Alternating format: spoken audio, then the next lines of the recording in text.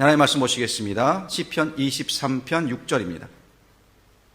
시편 23편 6절, 우리 한 절 다시 한 목소리로 읽도록 하겠습니다. 시작. 내 평생의 선하심과 인자하심이 반드시 나를 따르리니 내가 여호와의 집에 영원히 살리로다. 아멘.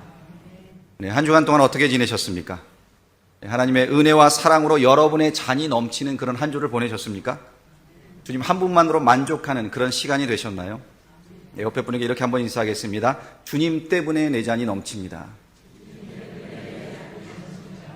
네, 우리의 소망 되시는 이 주님을 늘 의지하고 사시면서 이런 믿음의 고백을 할 수 있는 우리 모두가 될 수 있기를 간절히 부탁드립니다. 여러분들 사시면서 힘들고 어려울 때가 있으실 텐데요. 그 어려움들을 어떻게 지금 이겨내고 계십니까? 어떤 분들은 이 성경 말씀을 기억하고 묵상하며 힘을 얻는 분들이 계십니다. 또 어떤 분들은 기도하며 그동안 받았던 하나님의 은혜를 떠올리고 힘을 내는 분들도 계십니다. 또 어떤 경우에는요, 이 지갑에 넣고 다니는 가족의 사진, 자녀의 사진을 꺼내보면서 또 위로와 힘을 얻는 분들도 계십니다. 자, 그러면 여러분들은 삶에 지치고 힘들 때 어떻게 힘을 내고 계십니까? 어떤 남편이 있었습니다. 살다가 너무 힘이 들 때 이분은요, 지갑에 있는 아내의 사진을 꺼내서 본다라고 합니다. 그리고는 이런 생각을 하면서 힘을 얻는다 그래요. 내가 이 여자하고도 사는데 세상에서 못할 일이 무엇이 있겠는가. 또 그 아내분도 살다가 힘이 들 때면 지갑에서 남편 사진을 꺼내보면서 위로를 받는다고 합니다. 내가 이 인간도 사람 만들었는데 세상에서 못할 일이 무엇이 있겠는가. 네, 오늘 우리는 이 시편 23편의 마지막 절을 함께 묵상하게 됩니다. 간절히 바라기는 살다가 힘들고 지치실 때 여러분들의 마음속에 이 시편 23편의 말씀을 떠올리셨으면 좋겠습니다. 그리고 하나님이 주시는 그 위로를 누리시기를 간절히 축복합니다. 여호와 하나님이 나의 목자신데 내게 부족한 것이 무엇이 있겠는가? 주의 지팡이와 막대기가 나를 안위하시는데 내 잔이 넘치지 않겠는가라는 그런 믿음의 고백을 할 수 있는 우리 모두가 될 수 있기를 축원드립니다. 하나님께서 소를 만드셨습니다. 그리고 소에게 말씀하시기를 너는 60년만 살아라 라고 하셨어요. 그랬더니 소가 60년은 너무 깁니다. 30년만 살게 해주세요라고 부탁을 했습니다. 그래서 하나님께서 이 소를 30년 동안 살게 해주셨다는 거예요. 두 번째로 개를 만드시고 또 하나님이 말씀하셨습니다. 너는 30년을 살아라. 단 사람들을 위해서 평생 집을 지키며 살아라 라고 이야기를 했습니다. 그랬더니 개가 또 하나님 30년은 너무 깁니다. 너무 많습니다. 15년만 살게 해주세요 라고 해서 개가 15년을 살게 되었다는 겁니다. 세 번째로 하나님은 원숭이를 만드셨습니다. 그리고 똑같이 너는 30년만 살아라. 단 사람들 앞에서 재롱을 떨면서 살아라 라고 말씀을 하셨습니다. 그러자 이 원숭이도 30년은 너무 깁니다. 15년만 살겠습니다 라고 요청을 해서 이 15년 동안 살게 되었다는 겁니다. 자, 하나님께서 마지막으로 사람을 만드셨어요. 그리고 사람에게 너는 25년 동안만 살아라. 단 너에게 생각할 수 있는 머리를 주겠다라고 하셨습니다. 그랬더니 이 사람이 하나님 앞에 이렇게 말을 합니다. 하나님 25년? 너무 짧습니다. 저는 좀 더 살아야겠습니다. 그러니 소가 버린 30년을 저에게 주시고 또 개가 버린 15년, 원숭이가 버린 그 15년을 다 저에게 주십시오라고 이야기를 했다는 거예요. 그래서 어떻게 되었을까요? 사람이 85년을 살게 되었다라는 거죠. 그런데 처음 25년은 그냥저냥 살아가고요. 소가 버린 그 30년으로는 일만 하면서 살아가고 원숭이가 버린 15년으로 손주, 손녀 앞에서 재롱을 떨며 살고 나머지 개가 버린 그 15년으로는 집을 지키며 살게 되었다라는 이런 이야기가 있습니다. 네, 물론 이 이야기는 만들어진 이야기입니다. 네, 여러분 이 이야기를 들으면서요. 왠지 인생이 서글프다라는 그런 생각 들지 않으십니까? 저만 그런 거예요? 여러분 산다는 것이 무엇입니까? 어떻게 살아야 우리가 잘 살았다라고 말할 수 있겠습니까? 얼마의 시간을 살았느냐가 중요합니까? 아니면 어떻게 살았느냐가 중요합니까? 일을 많이 하고 돈을 많이 버는 것이 중요합니까? 어려운 사람을 도와주고 사회봉사를 하며 사는 그것이 중요합니까? 아니면 내가 하고 싶은 일들을 마음대로 하며 사는 것이 중요합니까? 이 성경에 보면은요, 자신의 인생 가운데 하고 싶은 것들을 다 하고 살았던 사람 한 명이 나오고 있습니다. 바로 솔로몬이에요. 솔로몬이 전도서 2장 10절에서 이런 고백을 했습니다. 무엇이든지 내 눈이 원하는 것을 내가 금하지 아니하며 무엇이든지 내 마음이 즐거워하는 것을 내가 막지 아니하였으니. 이스라엘의 왕으로서 그는요, 이 부와 권세를 가지고 있었어요. 그리고 그 힘을 사용해서 내 눈이 원하는 것을 내가 금하지 아니했고 내 마음이 즐거워하는 것을 막지 아니했다라고 지금 말하고 있는 겁니다. 그러니까 원하는 대로, 마음대로 인생을 살았다는 거예요. 아마 이렇게 살고 싶다라고 생각하는 분들이 계실지도 모르겠습니다. 가지고 싶은 것 다 가져보고 하고 싶은 것 마음대로 다 해보며 사는 인생. 그런데 솔로몬이요, 자신의 인생 그 말미에 가서 깨달은 결론이 무엇인지 아십니까? 바로 이어서 전도서 2장 11절에서 이렇게 그가 고백을 합니다. 그 후에 내가 생각해 본즉 내 손으로 한 모든 일과 내가 수고한 모든 것이 다 헛되어 바람을 잡는 것이며 해 아래서 무익한 것이로다. 자신이 마음대로 살았던 그 인생을 뒤돌아보았을 때 그 인생은 헛된 인생이었고 바람을 잡는 듯한 인생이었고 무익한 인생이었다라고 그가 깨닫게 되었다는 거예요. 그러니까 하고 싶은 거 다 하고 산다고 여러분 그것이 좋은 인생은 아니라는 겁니다. 그래서 오늘 우리는요, 이 본문 6절에서 다윗이 하고 있는 이 고백을 살펴볼 필요가 있습니다. 묵상해 볼 필요가 있는 겁니다. 6절 뒷부분에 보시면 내가 여호와의 집에 영원히 살리로다 라고 고백을 하고 있습니다. 그러니까 이 다윗에게 있어서 잘 사는 것이 무엇이냐? 그것은 바로 여호와의 집에 영원히 사는 것이다. 영원히 여호와와 함께 사는 것이다 라고 지금 고백하고 있는 겁니다. 여러분, 우리가 이 땅의 인생을 마무리하고 주님 앞에 서게 될 때, 그때 만약에 영원한 천국, 예수님이 예비하신 그 본향에 들어가지 못한다면, 그리고 지옥으로 가게 된다면, 아버지와 영원히 살지 못한다면, 그런 인생이 된다면 이 땅에 그 모든 인생이 우리가 헛되게 산 그런 인생이 되지 않겠습니까? 100세 시대라고 합니다. 근데 오래 사는 것이 중요한 것이 아니라 어떻게 살았느냐, 내가 예수를 믿고 살았느냐, 믿음을 가지고 살았느냐, 그런 삶이 훨씬 더 중요하다는 거예요. 그래서 이 시간 이 시편 23편 마지막 절을 우리가 함께 묵상하면서요, 어떻게 사는 것이 잘 사는 것인지, 다윗이 가졌던 생각은 무엇인지 이 시간 함께 살펴보았으면 좋겠습니다. 다윗은요, 이 6절을 시작하면서 자신이 경험한 그 하나님에 대해 먼저 말하고 있습니다. 그래서 보시면 내 평생에 라는 말로 시작을 하고 있어요. 내 평생에. 이 말은요, 과거, 현재, 미래 이 모두를 다 포함하고 있는 말입니다. 그러니까 자신의 경험을 바탕으로 한 그 하나님에 대한 확신이 지금 있는 거예요. 과거에 이미 자신을 푸른 풀밭과 쉴만한 물가로 인도하신 그 하나님을 경험했습니다. 사망의 음침한 골짜기를 지났지만 그와 함께 하시면서 그를 인도해 주신 그 하나님을 경험했습니다. 그 경험을 바탕으로 내가 앞으로 살아갈 그 미래에도 하나님께서 푸른 풀밭과 쉴만한 물가로 나를 인도하실 것이다. 또 동시에 사망의 음침한 골짜기를 다시 만난다 해도 다시금 주님께서는 나를 보호하시고 안위하실 것이다 라는 그런 믿음이 있는 겁니다. 그가 살아야 될 그 앞으로의 인생, 그 가운데도요, 지금까지 살면서 만났던 그런 어려움들도 또 만나게 될 것이에요. 어두운 골짜기도 또 지나야 합니다. 그러나 그것이 다윗에게 문제가 되지 않았다는 거예요. 왜? 하나님이 나의 목자이시기 때문에, 하나님이 나를 인도하실 것이기 때문에 지금 이 믿음을 바탕으로 신앙 고백을 하고 있는 겁니다. 내 평생에 하나님이 나를 인도하실 것이다. 자, 그러면 구체적으로 이 다윗이 믿는 하나님, 다윗이 경험한 그 하나님은 어떤 하나님일까요? 첫 번째로 다윗이 경험한 하나님은요, 선하신 하나님이다 라고 그가 고백을 하고 있습니다. 6절 앞부분을 보시면 내 평생의 선하심과 인자하심이 반드시 나를 따르리니 라고 했습니다. 여기 보시면 하나님의 선하심에 대해 지금 말을 하는데요, 여기 이 선하심, 선하다, 이 말은 히브리어로 토부라고 합니다. 토부. 우리나라 말로는 뭐 선한 것, 좋은 것, 아름다운 것 이런 말로 번역될 수 있습니다. 그런데 여러분, 다윗이 말하고 있는 이 선하심과 우리가 생각하는 선하심이 다를 수 있다는 거 여러분 아십니까? 하나님이 선하시다라는 말을 들었을 때 여러분들 머리에 제일 먼저 어떤 생각이 떠오르십니까? 어떤 하나님이 선하신 하나님이다라고 생각을 하십니까? 악을 심판하시는 하나님? 불쌍한 사람을 도와주시는 하나님? 나의 필요를 채워주시는 하나님? 많은 경우에 우리는요, 이런 일을 하셔야지만 하나님이 선하시다라고 생각을 합니다. 근데 여러분, 하나님은요, 그 존재 자체가 선하신 분이세요. 하나님의 뜻 그 자체가 선이라는 겁니다. 하나님에게는 악이 없습니다. 모든 것이 선하십니다. 그래서 나를 향하신 하나님의 뜻과 목적이 있다면 그 뜻과 목적 또한 그 자체로 선한 것이라는 거예요. 왜? 하나님이 선하시기 때문에. 하나님이 나에게 원하시는 것 또한 선하다는 거죠. 자, 그런데 그 하나님의 뜻이 내 마음에 들지 않을 수 있습니다.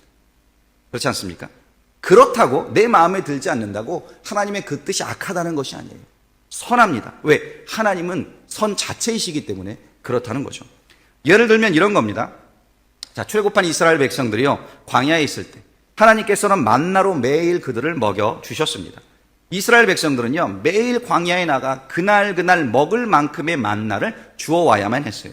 단 하루 만에 양식을 가져올 수 있었습니다. 만약에 더 가져온다면, 며칠 먹을 것을 주워오면 어떻게 되었습니까? 그 남은 만나들이 하루를 넘기지 못하고 다 썩어버렸습니다. 단 제6일째만, 안식일 전날에만 이틀치의 만나를 주울 수가 있었던 거예요. 당연히 사람들은 더 많은 양의 만나를 줍고 싶었습니다. 하늘에서 너무나 많은 양의 만나가 차고 넘치도록 내렸습니다. 이왕 나간 것 며칠씩 먹을 그 정도의 만나를 주워온다면 매일 나가는 이 수고를 하지 않아도 되었습니다.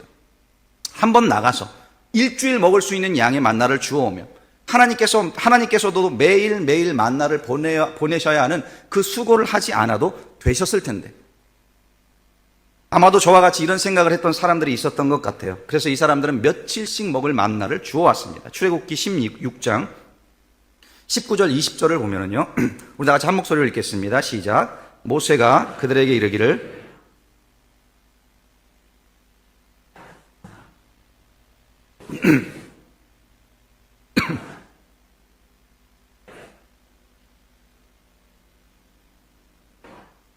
아무리 많이 주워와도 그 다음 날이면 다 썩어서 먹지 못하게 된 겁니다.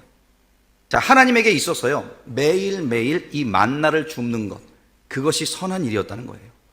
매일 나가 그날의 양식을 위해 일하고 수고하는 것, 비록 사람의 마음에 들지 않을 수는 있었지만 그것이 하나님의 뜻이었다는 겁니다. 요나는 또 어떻습니까? 하나님은 요나를 니느웨로 보내셨습니다. 그것이 하나님의 선한 뜻이었고 목적이었습니다. 근데 요나는 어떻게 반응을 하죠? 이 니느웨와 반대되는 다시스로 도망을 갑니다. 이 니느웨에 가기 싫었다는 거예요. 물론 나중에는 그 하나님의 뜻에 순종을 합니다. 여러분을 향한 하나님의 뜻이 선하시다는 것을 믿으십니까? 하나님의 목적이 선하다는 것을 우리는 믿어야 합니다. 물론 살다 보면은요, 어려운 일을 만나게 됩니다. 또 살기 힘들어지는 순간도 경험하게 됩니다. 그런 어려운 순간을 만날 때 우리는 무엇을 하냐면 제일 먼저 이 하나님의 선하심에 대해 의심을 하기 시작을 해요. 왜 그렇습니까? 왜냐하면 하나님이 선하시다면, 하나님이 좋은 하나님이시면 내가 원하는 것을 주셔야 한다, 내가 하고 싶은 그 일을 이루어 주셔야 한다라는 생각이 우리 가운데 있기 때문이라는 거예요. 그래서 내 인생이 풀릴 때에는 하나님이 선하신 분이고, 내 인생이 내 뜻대로 풀리지 않으면 하나님은 선하지 않다라고 우리가 너무나 쉽게 하나님에 대해 판단을 한다는 겁니다. 여러분도 아마 그런 생각을 하신 적이 있으실 거예요. 아니면 지금도 이런 생각으로 믿음 생활을 하고 계시는 분이 계실 수 있습니다. 그러나 여러분, 내가 원하는 대로 되는 것이 하나님의 선하심은 아니라는 겁니다. 내가 어떤 상황에 있든지 하나님은요, 여전히 선하세요. 내 상황과 상관없이 하나님은 여전히 선하신 그 뜻대로 우리를 인도해 가신다라는 겁니다. 이것을 다윗이 깨달았다는 거죠. 사도 바울도요, 이 하나님의 선하심을 깨달았습니다. 그래서 로마서 8장 28절에서 그가 이런 고백을 했습니다. 우리가 알거니와 하나님을 사랑하는 자, 곧 그의 뜻대로 부르심을 입은 자들에게는 모든 것이 합력하여 선을 이루느니라. 모든 것, 모든 일, 모든 상황, 나를 아프게 하는 일일 수도 있습니다. 우리가 때로는 기쁨의 눈물을 흘리기도 하고요, 또 슬픔의 눈물을 흘려야 할 때도 있습니다. 나를 피곤하게 하고 수고하고 무거운 짐을 지어야 하는 그런 때도 있습니다. 근데 그 모든 것이 다 어떻다고요? 합력하여 선을 이룬다. 선을 이룬다. 그래서 성경에 보면은요, 다음과 같은 약속과 또 간증의 말씀들을 우리가 발견하게 됩니다. 시편 126편 5절에선 눈물을 흘리며 씨를 뿌리는 자는 기쁨으로 거두리라. 요한복음 16장 21절에선 여자가 해산하게 되면 그때가 이르렀으므로 근심하나 아기를 낳으면 세상에 사람 난 기쁨으로 말미암아 그 고통을 다시 기억하지 아니하느니라. 시편 119편 71절 고난당한 것이 내게 유익이라. 이로 말미암아 내가 주의 율례들을 배우게 되었나니. 그렇습니다.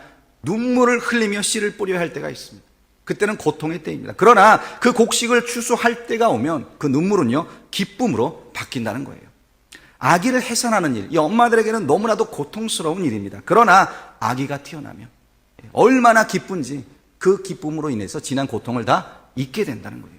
또 살면서 우리가 당하는 고난이 있습니다. 그러나 그 고난을 통해서 사람이 떡으로만 사는 것이 아니라 하나님의 입에서 나오는 그 모든 말씀으로 산다라는 그 영적 비밀을 깨달았다면 그 고난은 유익이 된다라는 거예요. 그렇습니다. 이 모든 것들이 합력하여 하나님께서는 선을 이루세요. 왜? 하나님 자체가 선하시기 때문에. 그러므로 여러분, 나에게 주어진 상황이 어떻든지, 그 현실이 어떻든지 하나님은요 선하시고 좋으신 분이십니다. 그렇기 때문에 그 하나님이 나에게 주시고 허락하신 것들, 그 모든 것들은 다 선하다라는 그 믿음이 지금 다윗에게 있었고, 그것을 지금 다윗이 인정하고 있는 거예요. 에반 올마이티라는 영화가 있습니다. 이 영화는 사실 코미디 영화인데요, 이 현대사회 누군가에게 하나님이 노아의 방주처럼 방주를 만들라고 지시하는 그런 내용을 배경으로 하고 있습니다. 이 에반이라는 국회의원이 주인공으로 나옵니다. 오늘 같은 이 현대 시대에 멀쩡했던 국회의원이 갑자기 이 방주를 막 짓기 시작을 하니까 사람들은요 그를 놀리기 시작을 했어요. 저 사람은 미쳤다고 손가락질을 받기 시작을 했습니다. 그 옆에 있던 아내도 이 사람들의 시선과 비웃음이 너무나도 힘들고 괴로웠던 거예요. 그래서 하루는 이 새 아이를 데리고 친정으로 가 있겠다고 남편을 홀로 두고 그 아내가 집을 나왔습니다. 자, 그러다 우연히 식당을 갔는데 식당 웨이터가 이 힘들어하는 아내를 보고는 대화를 서로 나누기 시작을 합니다. 그 부인이 웨이터에게 노아의 방주에 대해서 어떻게 생각을 하느냐라는 질문을 했습니다. 그때 웨이터가 이렇게 대답을 합니다. 사람들은 노아의 방주가 하나님의 심판이라고 말하지만 나는 하나님의 사랑이라고 생각한다고. 모든 동물들은 둘씩 짝으로 모였고 서로 의지하며 이 노아의 방주에 올랐고, 노아의 가족 또한 힘을 합해 그 방주를 만들었고, 그 모든 것이 혼자가 아닌 더불어 함께 무언가를 이루어가는 사랑의 힘을 보여주고 있는 거라고 이렇게 말을 한 거예요. 그리고는 또 이렇게 말을 이어갑니다. 누가 인내를 달라고 기도하면 하나님은 그에게 인내심을 줄까요? 아니면 인내를 발휘할 수 있는 기회를 줄까요? 누군가 용기를 달라면 용기를 주실까요? 아니면 용기를 발휘할 수 있는 그런 상황을 허락하실까요? 가족을 더 사랑하게 해달라 기도하면 하나님이 갑자기 어떤 묘한 감정을 주셔서 사랑하게 할까요? 아니면 사랑할 수 있는 그런 기회와 상황을 주실까요? 라는 말을 했다는 거죠. 우리는요 많은 경우 이 눈앞에 있는 현실만 봅니다. 그러나 그 일어나는 일들을 우리가 뒤집어 보며 그 뒤에 일하시는 하나님을 볼 수 있다는 거예요. 그래서 그 상황이 하나님이 주신 기회가 될 수 있다는 겁니다. 하나님의 선하신 뜻이 그 가운데 담겨져 있을 수 있다는 거죠. 우리는 당장 내 문제를 해결해 주시는 하나님이 선하신 하나님이다라고 생각을 합니다. 그러나 하나님은요, 선하신 하나님은 내게 주어진 그 시련을 통해 더 사랑할 수 있는 기회를 주시고, 더 성장할 수 있는 기회도 주시고, 더 하나님의 은혜를 발견할 수 있는 기회를 주신다라는 거예요. 우리가 좋아하는 성경 구절 하나가 있습니다. 예레미야서 33장 3절인데요. 너는 내게 부르짖으라 내가 내게 응답하겠고 내가 알지 못하는 크고 은밀한 일을 내게 보이리라. 우리가 기도할 때 이 말씀을 붙잡고 기도를 합니다. 자, 그런데 우리가 이 말씀을 이해할 때요, 부르짖어 기도하면 하나님이 응답하신다라고 이해를 합니다. 맞습니다. 그런데 우리가 관심을 갖고 보아야 되는 것은 이 구절 뒷부분이에요. 뒷부분에 뭐라고 말씀하셨습니까? 네가 알지 못하는 크고 은밀한 일을 내가 보이리라. 우리가 알지 못하는 것, 크고 은밀한 것. 여기서 말하고 있는 이 크고 은밀한 일은 무엇일까요? 내가 소원하는 일입니까? 내가 갖고 싶은 어떤 물건입니까? 내가 꾸고 있는 꿈입니까? 아니라는 거예요. 그 초점이 나에게 맞추어져 있는 것이 아닙니다. 이 말씀을 주신 그 배경을 보면은요, 하나님은 이스라엘 민족의 그 회복에 대해서 말씀하고 계십니다. 지금 이스라엘은 저들이 지은 죄로 인해서 나라가 망하고 수많은 사람들이 포로로 끌려간 그런 참담한 상황 가운데 있었습니다. 그러니까 저들의 눈앞에 보이는 현실은요, 망한 나라, 무너진 도시, 소망 없는 민족, 바로 그 자체였어요. 회복 불능의 상태였습니다. 그런데 선하시고 신실하신 하나님께서 지금 그 이스라엘을 구원하시고 다시금 하나님의 민족으로, 하나님의 나라로 저들을 회복시켜 주시겠다라고 말씀하고 계신 겁니다. 그러니까 저들이 상상하지도 못하고 기대하지도 못한 그 불가능한 일을 하나님께서 하시겠다라고 하신 거예요. 하나님만이 하실 수 있는 일을 하시겠다라고 지금 약속을 주신 겁니다. 그래서 네가 알지 못하는 그 크고 은밀한 일이다라고 말한 것, 그것은요, 이들이 소원조차 할 수 없었던 일이에요. 기대조차 할 수 없었던 일입니다. 도무지 알 수 없고 기대할 수 없었던 그 역사를 하나님만이 하실 수 있는 그 일을 지금 하시겠다라고 말씀하신 겁니다. 그래서 결국 부르짖으라, 기도하라 라고 하시는 이 말씀은요, 내 소원을 이루어 주시겠다라는 그 말씀이 아닙니다. 내가 부르짖어 기도할 때 선하신 하나님께서 선하신 하나님의 그 뜻을, 내가 상상할 수 없는 그 뜻을 하나님께서 이루신다라는 말씀인 거예요. 결국 무슨 말이냐? 내가 원하는 것을 하는 게 아니라 하나님이 원하시는 것을 하신다는 겁니다. 하나님이 무엇을 원하는지 우리가 어떻게 그 뜻을 알겠습니까? 그렇기 때문에 그 뜻이 은밀한 일이라는 거죠. 큰 일이라는 겁니다. 악하디 악한 내가 소원하는 그 일은요 선한 것이 아닙니다. 선하신 하나님께서 당신의 선하신 뜻대로 일하실 때 바로 그 일이 선한 일이 되는 겁니다. 다윗이 지금 그 고백을 하고 있는 거예요. 내 뜻이 아니에요. 선한 하나님께서 하나님 선하신 그 뜻대로 내 삶을 지금까지 인도해 주셨고 내 평생에 함께 인도해 주실 거라는 그 고백. 두 번째로 다윗이 경험한 하나님은요 인자하신 하나님입니다. 그래서 본문 6절에서 다윗은 하나님의 선하심과 동시에 하나님의 인자하심에 대해서도 고백을 하고 있어요. 보시면 내 평생의 선하심과 인자하심이 반드시 나를 따르리니. 자, 여기 사용된 이 인자하심이라는 단어는요 히브리 말로 헤세드라는 말입니다. 일반적으로 이 헤세드를 번역할 때 우리는 은혜, 자비, 사랑 이런 단어로 번역을 합니다. 그리고 이 단어가 가지고 있는 진짜 뜻은 무엇인가 하면은요 값 없이 베푸는 사랑, 거저주는 놀라운 은혜 이런 뜻을 가지고 있는 거예요. 그러니까 하나님이 값없이 주신 그 은혜를 다윗이 경험을 했고 지금 그 은혜, 그 헤세드를 기억하면서 지금 이 단어를 지금 사용하고 있는 겁니다. 2015년 10월 1일 오레곤주에 있는 한 대학에서 총기 난사 사건이 일어났습니다. 당시 13명의 사람이 목숨을 잃었는데요. 그때 이 총을 들었던 범인이 학생들에게 너 예수 믿냐고 물어보았고요. 예수를 믿는다고 말을 하면 바로 총을 쏘았습니다. 그때 이 학교에 레이 씨라는 이 18살 난 학생이 있었습니다. 목사의 딸이었고 학교에 다닌 지 나흘밖에 되지 않은 신입생이었어요. 그런데 이 범인이 이 학생이 있던 교실에 들어간 겁니다. 들어가자마자 다짜고짜 먼저 교수에게 총을 쏘았습니다. 그 총소리에 놀란 학생들이 모두 다 바닥에 엎드렸어요. 그러자 이 학생 한 명 한 명에게 다가가서 예수를 믿느냐고 물으면서 믿는다고 대답을 하는 학생들에게는 총을 쏘았습니다. 자, 이렇게 이 범인이요 레이시가 있는 곳으로 다가왔습니다. 레이시 옆에는 트레벤이라는 학생이 있었습니다. 범인이 이 학생을 일으키더니 예수를 믿느냐고 물었습니다. 트레벤이라는 이 학생은요 예수를 믿는다고 담대하게 대답을 했어요. 그렇게 그는 총에 맞았고 자기 옆에 있던 이 레이시라는 학생 위에 쓰러졌습니다. 그 순간 이 트레벤의 몸에서 나오는 그 피가 레이시를 덮은 거예요. 그렇게 피에 범벅이 된 이 레이시를 보면서 이 학생은 죽었거니라고 생각을 하고 그 범인이 그냥 그 자리를 지나고 말았습니다. 그렇게 기적적으로 살아난 이 레이시는요 한 인터뷰에서 뭐라고 말했냐면 친구 트레벤의 피가 나를 살렸다라고 고백을 했습니다. 여러분, 누군가 나를 위해 피를 흘렸다면 그것은요 말로 표현할 수 없는 은혜입니다. 동시에 나는 그 은혜에 빚진 사람이 되는 거예요. 그렇게 우리를 위해 대신 피를 흘리시고 십자가에 죽으신 분이 계십니다. 바로 예수 그리스도이십니다. 내가 죽어야 할 그 자리에서 예수님이 죽으셨어요. 내가 치러야 할 그 죄값을 주님이 대신 치러주신 겁니다. 그런데 예수님의 그 사랑과 은혜, 바로 이 은혜를 헤세드다라고 말한다는 거예요. 그럼에도 우리는 이 헤세드 은혜를 너무나 가볍게 여기며 살고 있지는 않습니까? 하나님의 이 인자하심의 극치가 나타난 곳이요 바로 십자가입니다. 예수님이 나 대신 죽으셨기에 내 죄가 용서함을 받았습니다. 예수님 때문에 구원을 받았습니다. 예수님 때문에 하나님의 자녀로 거듭난 겁니다. 그렇기 때문에 여러분 우리는요 하나님의 이 인자하심과 은혜에 빛을 비치고 사는 사람들인 거예요. 바울도 이 은혜를 경험했습니다. 값없이 주시는 하나님의 은혜. 아무 자격이 없는 그를 택하여 주시고 기름 부어 주시고 왕 삼아 주시고 메시아의 조상 되게 하시고 그 은혜들을 기억하면서 하나님의 인자하심이 평생 나를 따라다녔다라고 그가 고백을 하고 있는 겁니다. 세 번째로 다윗은요 자신이 경험한 하나님에 대해서 나를 따르시는 하나님이다라고 고백을 하고 있습니다. 여기 보시면 좀 특이한 그런 말을 하고 있는데요. 왜냐하면 주님의 선하심과 인자하심이 나와 함께 하신다라고 그가 말할 수도 있었을 텐데 그렇게 말하지 아니하고 그것이 나를 따른다.